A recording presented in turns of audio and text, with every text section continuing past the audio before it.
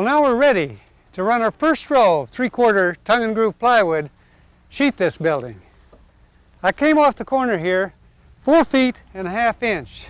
That leaves room enough for our 4-foot sheet of plywood plus a 1/2 inch for the tongue that's going to lay to the outside edge. Now it's really important to get a straight line all the way down through there for our first row. To do that, we're going to use a string. Carpenters call it a dry line. We're going to pull that all the way down through there. I'll mark a couple times in the middle, and then I'll snap a chalk line. It isn't necessary to use a dry line on a short building. I'm using it here to show you how we do it if the building is longer than your chalk line. Just run out the dry line, mark the middle of the run, and then you can snap twice.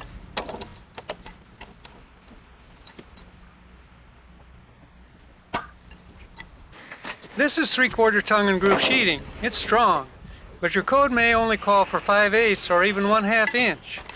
Here Joe and I are scattering an entire row out in front of us.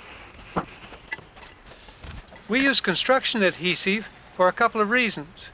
It bonds the plywood to the joist, and it keeps the floor from squeaking. We only run on a sheet's worth of this stuff at a time.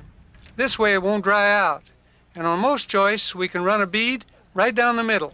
But where the sheet of plywood ends, I need to run it right on the edge. We flop a sheet over and nail it in place. We follow our building code and drive 8-penny sinkers every 4 inches along the perimeter of the building, every 12 inches in the field, and every 6 inches at the joints. Now your code may call for ring shanks or even screw nails. Plywood will expand in wet weather, so we leave an 1/8 inch gap in between those joints.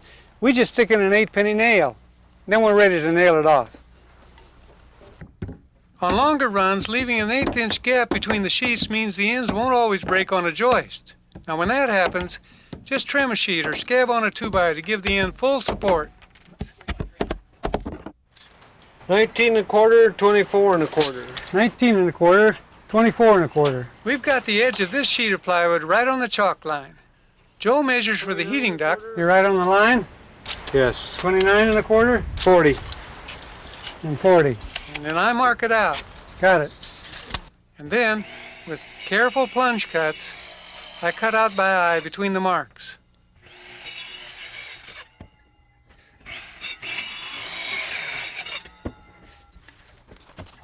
That's pretty bloody incredible. I'm sorry I ever questioned your ability to measure.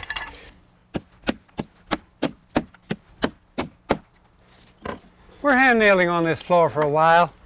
Normally we nail these floors off with a nail gun, but a lot of people don't have a nail gun, so there's no reason that you can't learn to be a fast nailer.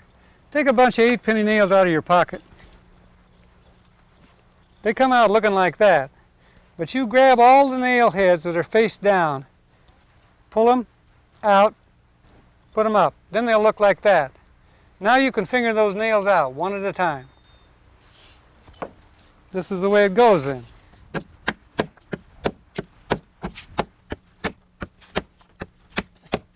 I'm using a drywall square to mark a 1/2 sheet, which we position and nail down at the end of the building.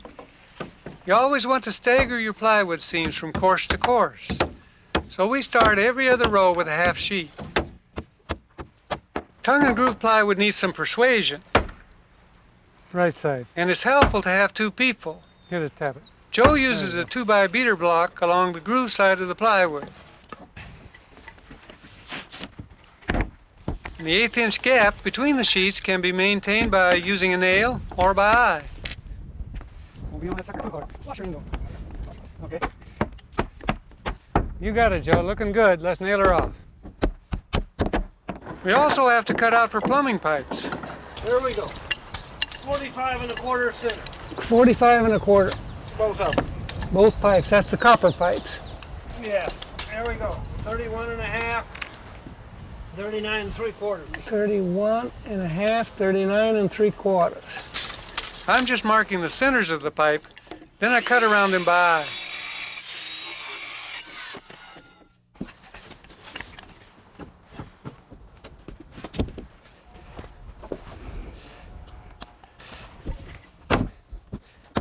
Whoop, that's got it. That leaves an 1/8 inch gap. Well, it's nice to have help when you're nailing off a floor by hand. The small hammer works, as well as this pneumatic nailer, which speeds up the process. The plywood ends that overhang the rim are marked with the chalk line. And then they're cut all at one time.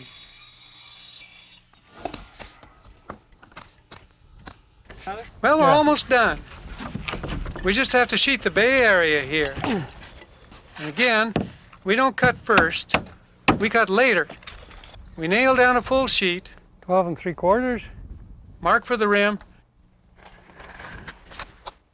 and cut it out.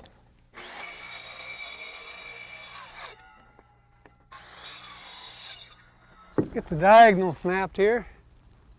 Over just a bit to your right. That's got it. Go ahead and snap.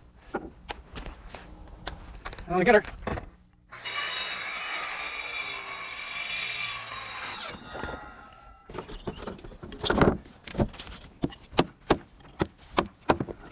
Just a couple more pieces of sheeting. This is a good place to use up all the scraps.